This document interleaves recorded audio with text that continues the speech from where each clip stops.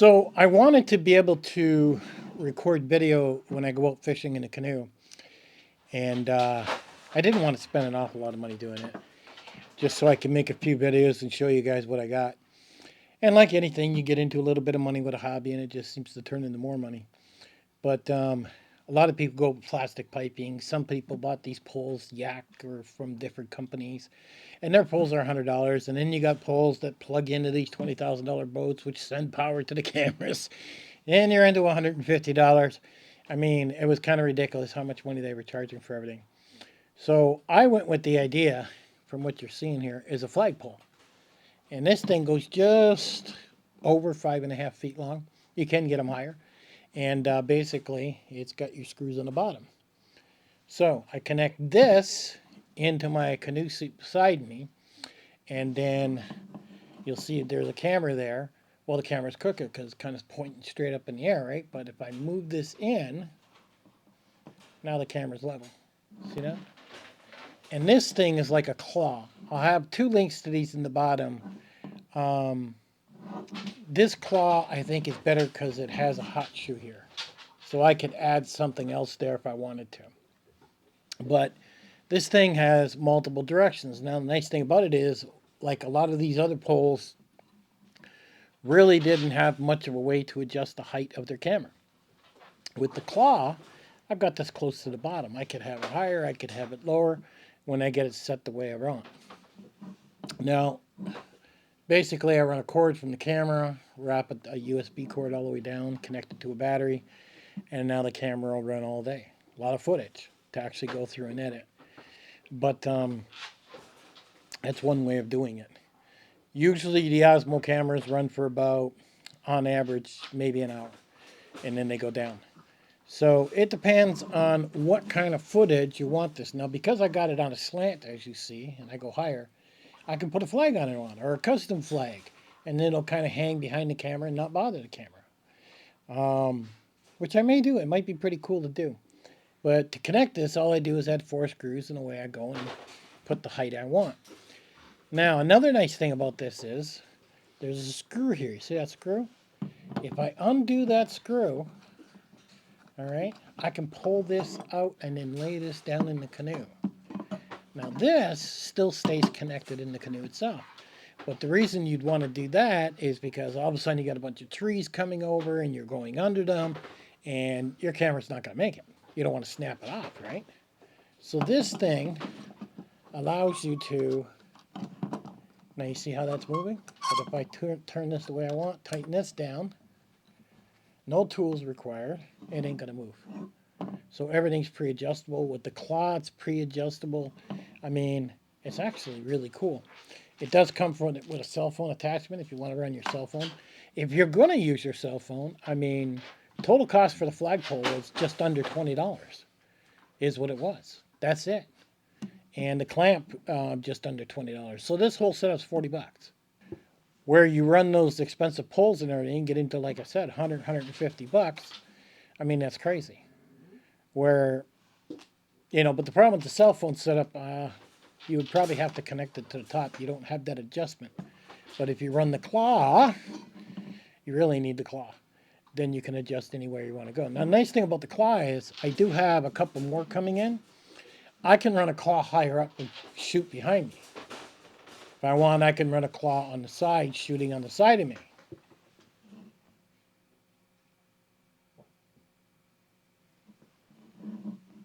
And get different shots. But basically, I want one to sit behind me and shoot out in front of me so you can actually see what's going on in front. I'll probably go for a wide setting. And then I'm going to need a camera in front so when I actually catch a fish, I can show you guys. But then, let's say I want some action beside the canoe, when I'm bringing the fish in. Well, I picked these up. And these have a claw. And these are really stiff.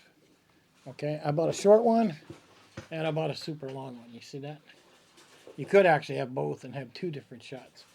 But these are basically the ideas I've kind of been working on. Now, I need to figure out one to shoot at me, and I don't have that yet. I put on 2 seats on the canoe that raise it up a little bit, a lot more comfortable. and I've got the camera stuff worked out. So you guys can actually see some cool setups when I'm out there. I'll take it out when I break in the motor because I still need to do that. It's been kind of chilly to do that. And I get it all fixed up. I'm slowly getting there. The seats I put in were pretty cool. And I'm not sure if they're going to work. Now, that's sad if they don't because, I mean, I spent probably over $200 for these seats. And if it doesn't work and I got to take them back out, that was a total waste of money. I still have time to set them back if I move my butt. But I just haven't had too many nice days to get out there and do it. And I'm kind of curious how it would actually work in the water, or because I've gone up another 6 inches, will it be more tippy? Will it be comfortable? I don't know yet. Or maybe I'll just keep them for when I buy a John boat and I buy another boat to go along with it. But I went with a flagpole setup. I went with those flexible connections, and I went with what's called a claw. And you can do the same thing in your boat. Now, I could run a second flagpole setup in front of me, but it's not like I'm going to bolt that down into the bottom of the canoe.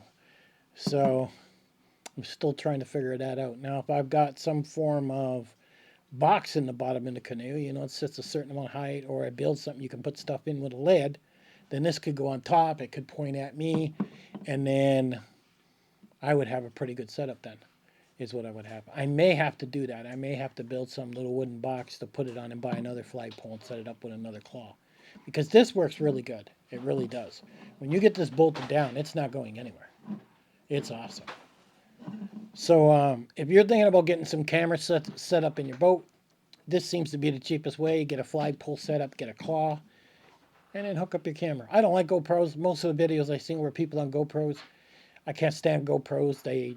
So many things wrong with them. It's just unbelievable. The Osmo Action is the best action camera I've found. So if you're thinking about this and you come across this video, you might say, hey, that's awesome. I spent a whole $40 and then I connect my camera to it and then I'm good to go. Like I said, I've seen some out there for 150 and I guess some guys will pay that. I think that's a little bit much money for just to have an arm. And this is made of aluminum. It's not that heavy. It really isn't. So I can't see it bending or anything. And it's made as a flagpole. So they're designed so when you have them outside, you know, they're not to snap off or bend. So in a canoe with a light action camera, this is more than enough. And you can decide on your height. I can use all my poles. I don't have to use any. You know, and that's the thing about it. So you decide how high you want to go with your actual flagpole. Now, each one goes on, it just screws on. You see? It just screws on here. So you can decide how high you want to go. If you don't want to go that high, then don't go that high. And when you come to the end one, and right now I've only got 2 poles on here. That ain't going on. Oh, I see why. Hang on. So I'll take this on. And let's say I want to only go too high in the way of poles. So I put this one on, screw it down tight, and the one with the rubber top is the one that uses the ball. So there you go. So now I'm literally just running too high, which would probably all I would need if I had one in front of me. And you adjust your height with this thing. And then, of course, this screw, pull it out, set it down. It allows it to adjust back and forth. There's a lot of adjustments back and forth with this thing. And you could still have a flag on the back if you want. So I thought it was cool. I thought you guys might really, really get a kick out of seeing this. I spent a lot of time thinking about this. I really did. I mean, I've seen guys with those plastic piping saying, is that the way I'm going to have to go? The problem with plastic piping is you have to buy full lengths. That's the problem. And that can get pretty expensive pretty quick. I mean, you can get into $50 with plastic piping in no time. And that's the sad part. When you have a complete unit done that I've seen with the poles by a couple different companies, but they started at 100 and went up. And I thought, boy, that's a lot of money for a pole, you know. And then I seen one guy where he ran the flagpole connection at the bottom here. he didn't use the rest. And I thought, why didn't you just use the rest? He used plastic piping. And I just thought, you had the idea. So you can go any size you want, any height you want. And I found this to be more in my price range. Because you figure if I run 2 flagpoles, 2 cameras, I'm in about 80 bucks. But if I would have went the other way, I would have been in the 300. So you can see how that, gets up there quite a bit. But I think it's a super affordable way to do it. Anyhow, it is what it is. If you find this video and helps you, I'll put some links where I bought this stuff, but you get the general idea. You need a claw, you need a flagpole. Catch you later.